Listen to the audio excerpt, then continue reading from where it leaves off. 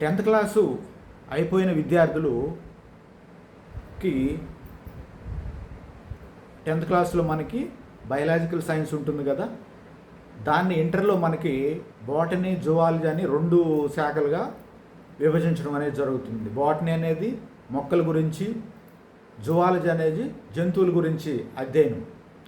మరి మీకు మొక్కల పట్ల, మొక్కల యొక్క అంతర్గత నిర్మాణం గురించి, లేదంటే మొక్కల పెంపకం గురించి, లేదా మొక్కలకు సంబంధించి పరిశోధన చేయాలి అనే ఆ విషయం గురించి మీకు నిజమైనటువంటి సంపూర్ణమైనటువంటి ఆసక్తి, అభిరుచి ఉంటే మీరు బాటనీని అధ్యయనం చేసేదానికి ఎంచుకోవచ్చు.